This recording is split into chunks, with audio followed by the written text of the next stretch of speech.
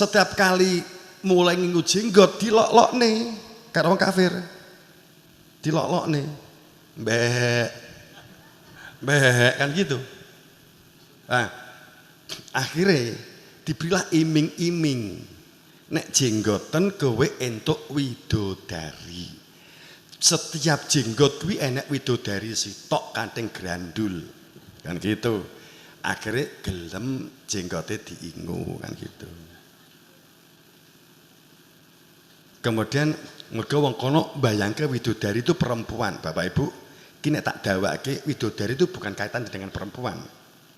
Quran itu menyebut turafun in dan hurin itu tidak ada kaitannya dengan nisaatun jamilatun. Mboten. Itu perkara lain, perkara akhlak, perkara adab, perkara ubudiyah, senang dengan Tuhan dan sebagainya. Itu berkaitan dengan antara esensi, isi dan wadah. Saat ini sinkron yang luar biasa, maka menjadi sebuah widodari. Tapi karena kita nggak bahas ini dulu, kalau kecobaannya waktu suatu saat. Ya, Bapak Ibu yang berbahagia, rahimakumullah.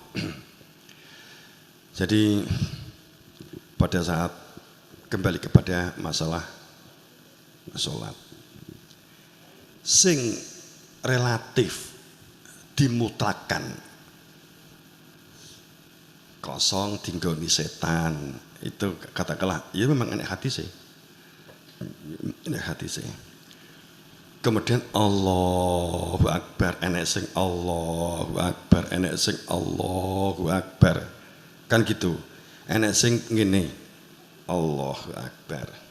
Enek sing Allahu Akbar, enek sing Allahu Akbar. Kan enek. Kan gitu ta? Jadi wis jadi perkara. Ini artinya bahwa kita memutlakan yang relatif. Enek sing Allahu Akbar. Normal. Enek sing Allahu Akbar. Mas itu nek takbiratul ihram kudu ndek kuping Mas, itu enggak sah salatin jenengan. Kan gitu kan? Enak yang begitu. Ya saya juga pernah hidup di Jogja dan saya juga sedikit banyak bermain di keorganisasian keislaman. Itu kan sering kita menghadapi hal-hal yang aneh menurut saya saat itu. Baik di Nahdien atau di Muhammadiyah, saya juga sering berkuda teman-teman saya, orang-orang mereka semua. Secara latar belakang kami orang Jawa Timur, Jombang, dan keluarga saya dari keluarga Jombang. Sehingga pada saat Allahu Akbar di masalah ke, bahkan saya pernah ngalami sholat itu sikilku kelaran, roro dideki wong. Mergo kurang begagah, jadi ini kurang mepet yang gitu ya. Nah kita kan sering mempermasalahkan hal yang sebenarnya relatif tapi dimutlakan. Bapak Ibu, sing mutlak apa sih sholat?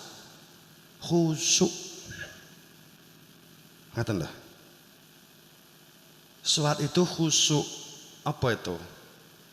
Akimi sholah li dzikri. Dekne sholat kanggo eling pangeran. Itu perintah. Zikir itu hadrati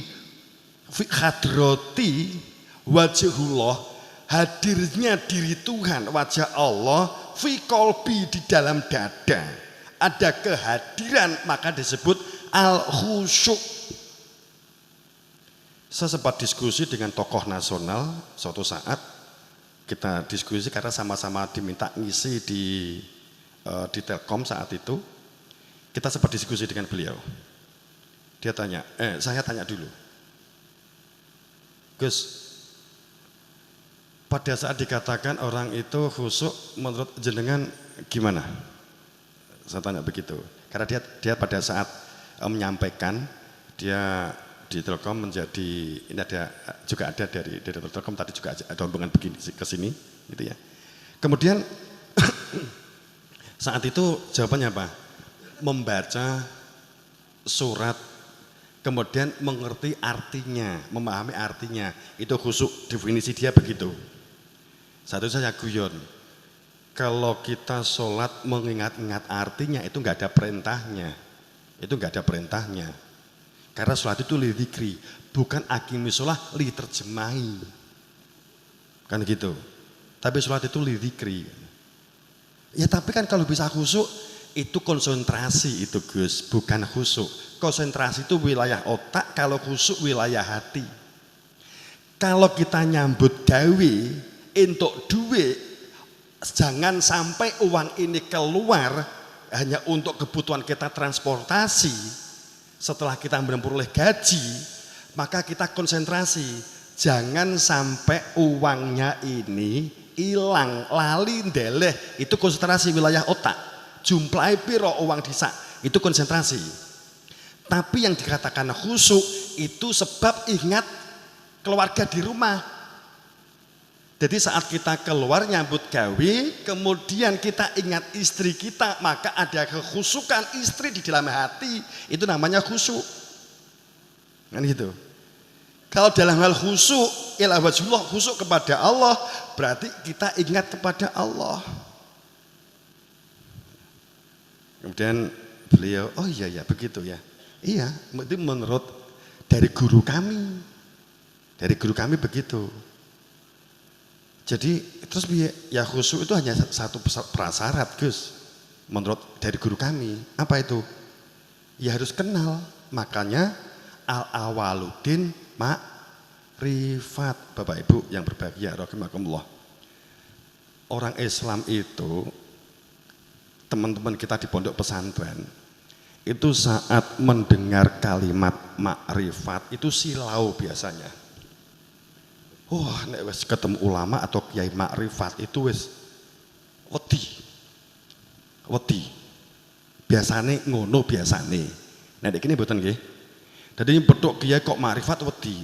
Wedine apa to?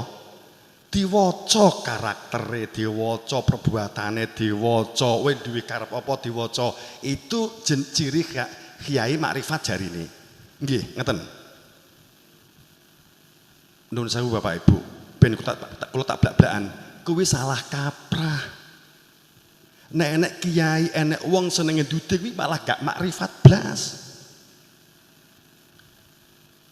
Pun kaget ya. Gitu. Al-awaludin makrifat. Makna awaludin itu apa toh? Din itu maknanya kan kehidupan, duduk agama. Agama itu kan mergo KTP. Ngeten loh. Din itu makna din itu kehidupan itu sendiri. Lakum dinukum waliyatin, hidupmu ya hidupmu, hidupku ya hidupku gitu. Kan ngeten. Agama itu bahasa Sanskerta, a itu tidak, gomo itu rusak, agama itu ora bubrah, itu agama, itu kan otak-atik kan ngeten. Ngeten. Nek zaman kewalian biyen disebut ageman Rasul.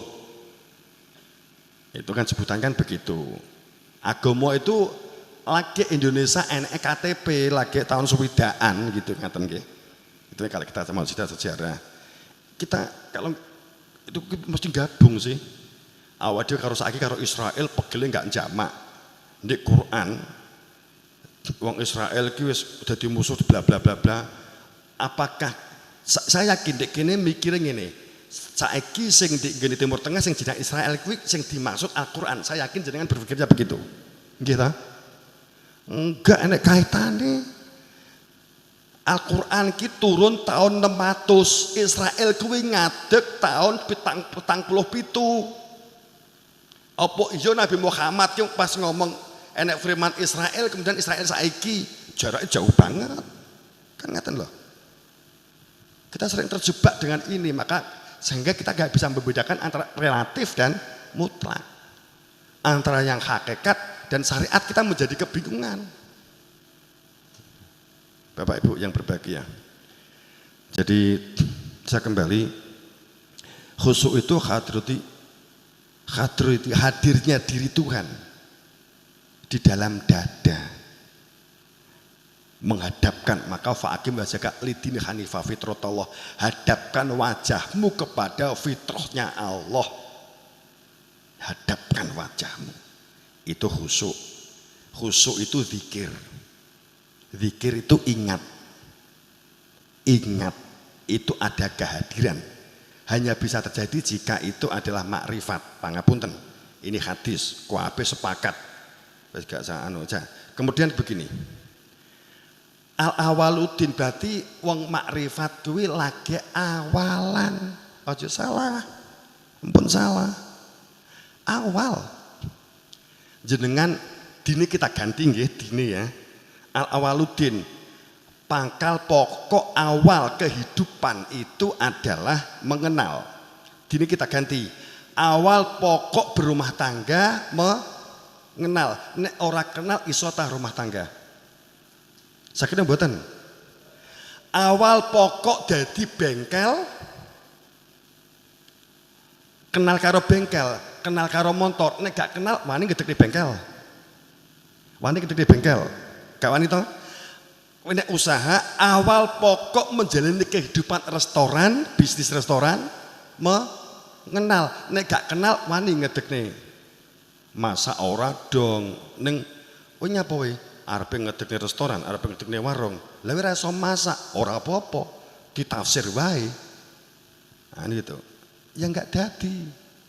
Jadi mengenal itu awal. Kalau ada orang yang bisa melihat sesuatu yang enggak kelihatan, iso ndelok jin, ndelok medon, ndelok ndruwo dan seterusnya, kemudian kita kategorikan itu ma'rifat, nanti dulu. Bukan. Itu melihat makhluk Tuhan yang tidak tampak mata, itu bukan perkara makrifat. Nek pengen terus kuwi gampang. Nek pengen terus moro kok tak duduhi. Tapi tinggi apa? Nek pengen terus medon, pengen terus ndruwo. Janjane apa kan gitu. Ya. Satu punya anak kembar. Sekarang memang sudah kelas SMP. Tapi dulu saat umur kecil sampai umur 6 tahun itu dibalik dunianya. Jadi tidurnya jam 10 siang sampai jam 2 siang. Setelah itu dia melek sampai besok pagi jam 6. Jam 6 toko jam 10. 6 itu 8 songo 10 tidur, nanti melek lagi sampai jam 6. Kemudian suatu saat ada fase seneng dolan di kuburan. Jadi nek ngejak dolan di kuburan kuwi jam 1 bengi teko jam 3. Itu akhirnya kita mengetahui Ustadz Pokja sakmono kae ndek pondok sing wani ngeterne ternyata ora genep tangan iki. Orang enek genep 10. Jadi ben golek sing ngeterne bingung. Akhirnya golek si A. Anak iki terne ndek kono. Pemene ndek kuburan Bliton atau ndek kuburan Drenges gitu ya. Teng pundi? Kira njaluk ndek kuburan. Ndelok badut jarene. Ndelok badut Dek kono enek sing culut-culut, enek sing itu umur 3 tahun sampai umur 4 tahun setengah. Itu sudah lana kepeksa nek sebab kalau saya antar sendiri biasanya dia nggak mau. Ayo bapak terne awalnya gelem. Kok nek diterne bapak kok gak enek ya badute kan gitu. Akhirnya suatu saat saya ngeterne di Drenges itu kuburannya pinggir dalan gak enek pagere, tapi itu wombo banget.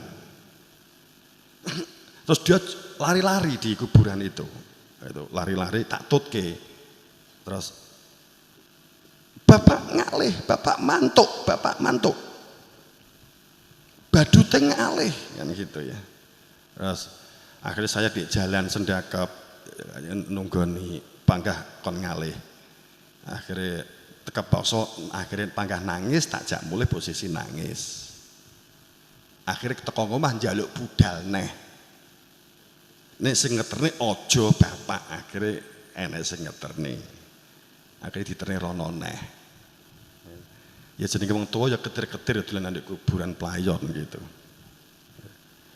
Itu kemudian saya maksudnya begini loh. Apa iya cah cilik iki mbok arani makrifat? Enggak. Janjane medon druwo atau istilah Jawa apalah terserah lah. Itu sebenarnya itu kan hanya simbolik.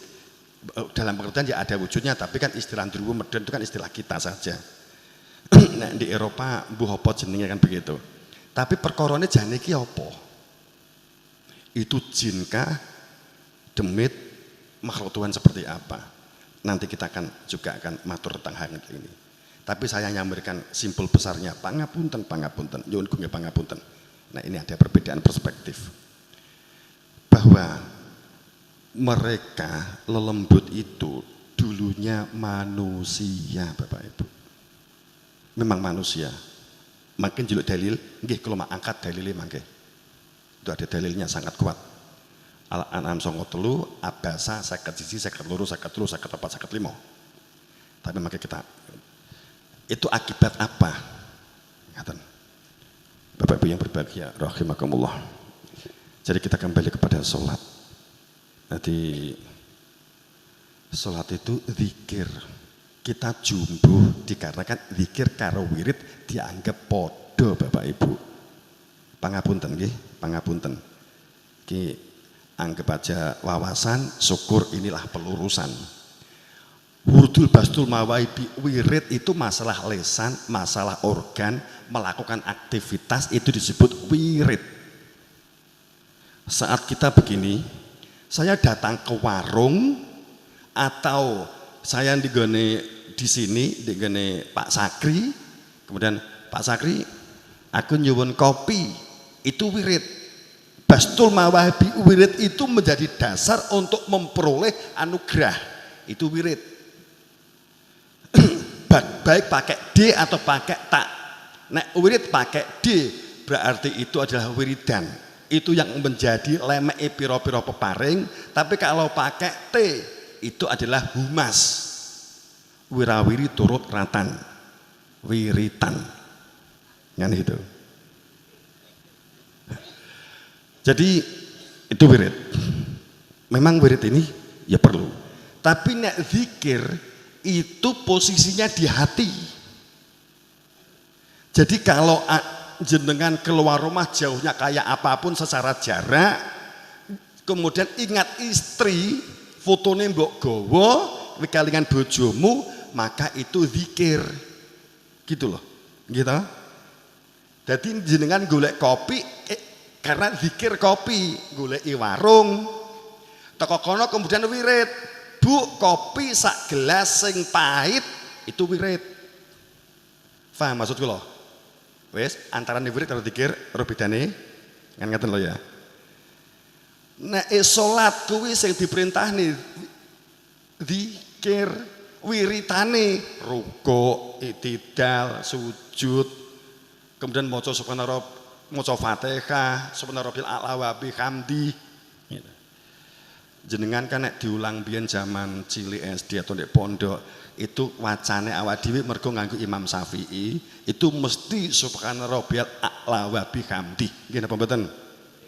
Saat enek sing muni subuhun kudus rabbuna wa rabbul malaikati wa ruh jenengan piye? Lho iki ajarane sapa? Ngono. Saat sujud apa? Subhanarabbiyal a'la wa bihamdi. Saat di sebelah enek sing muni subuhun kudus rabbuna wa rabbul malaikati wa ruh. Kuwi kok maca sujud kok macane kuwi to? Atau la ilaha illa anta subhanaka inni kuntu minadz dzalimin. Jenengan mesti langsung menyimpulke itu aliran sesat, gitu. Ini kita sering memutrakan yang relatif. Karena suatu saat memang saya sempat didatangi baik yang menggunakan subuhun kudus atau yang menggunakan subhanarabbil a'la wa bihamdi seperti minta pengadilan gitu. Pak ini yang benar mana? Ya ayo di Madinah nyapok bangun ke Nabi Muhammad. Ya itu yang paling relevan. Lha napa saged? Lah nek gak iso ya aja tukaran. Kan gitu loh. Wong podo-podo gak ruwe. Kalau saya berpendapat begini, ini dari banyak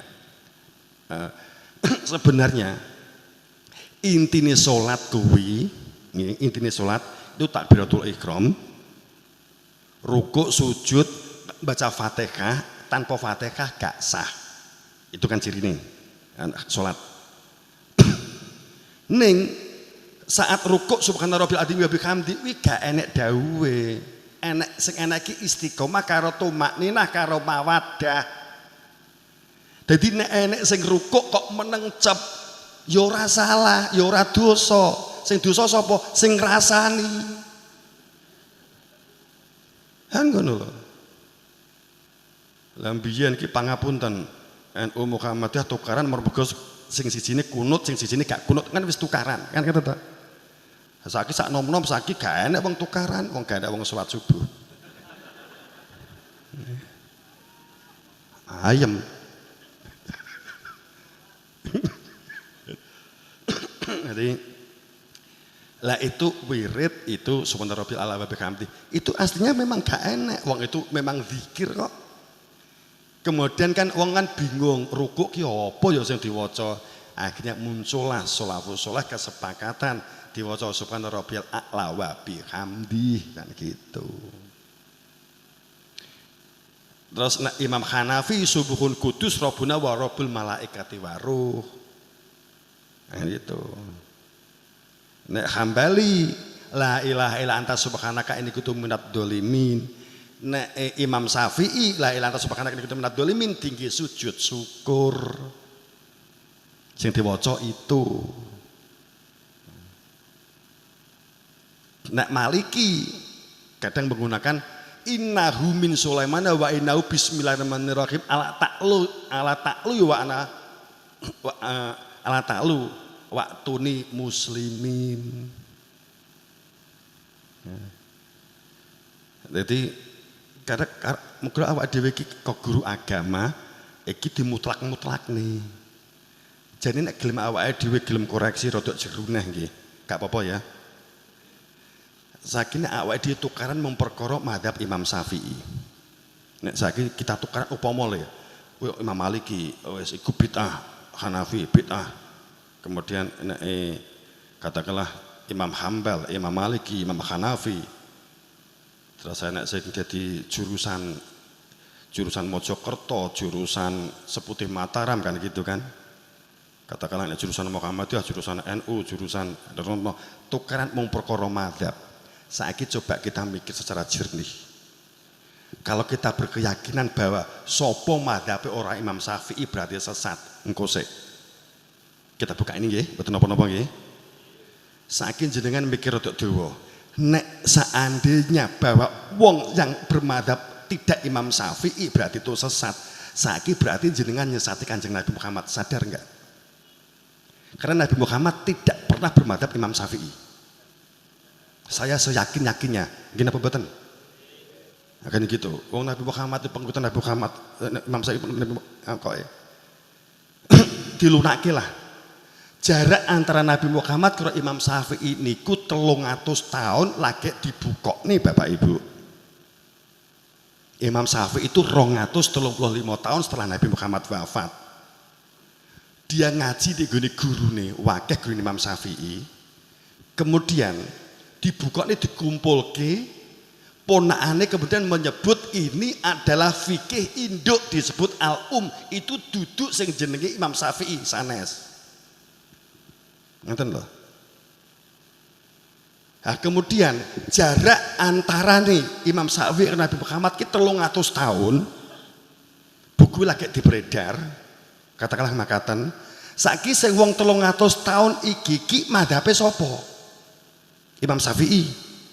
Enggak mungkin. Mergo laire mesti dhisik Imam kewalik, dhisik sing sadurunge Imam Syafi'i. Apakah dia bermadhab Imam Syafi'i? Betul napa-napa nggih, kita ajak rada mikir. Ben gak tukaran. Walaupun kini yakin di sini gak ada tukaran sama sekali. Saya yakinnya. Tapi ben duwe dasar. Karena kita itu gak maju. Saya terus terang sempat jarak ke teman-teman. Saya arep di Gus, kok golek visa. Aku arep di Iran. Karena saya katakan begitu. Lah nyapa toh? Faktanya bahwa yang punya sains dan teknologi dan mampu memiliki uranium yang diproses mampu membuat benih dari uranium dan dia mampu membuat tanaman padi 2 bulan panen itu lagi Iran. Saya ingin belajar itu. Apa salah? Apa kalau tani berarti itu adalah akidah Syiah? Engko nek 2 bulan. Kita terjebak dengan hal-hal yang retorika.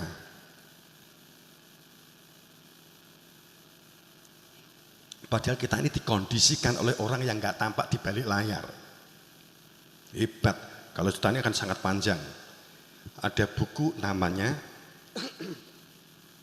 Idealist of Zion, itu tentang Zionis, ya. Itu bagaimana 24 atau katakanlah protokol 24 protokol Zion, bagaimana menghancurkan Islam dan Kristen, bla bla bla. Cuman kalau saya cerita ini akan sangat panjang. Tapi kondisi ini memang dikondisikan mereka tentang demokrasi, tentang cara pemilihan, tentang pendidikan. Kita tuh dikondisikan mereka semua. Makanya pendidikan kita nggak semakin maju, tapi soalnya semrawut. Iki mereka dibentuk oleh mereka.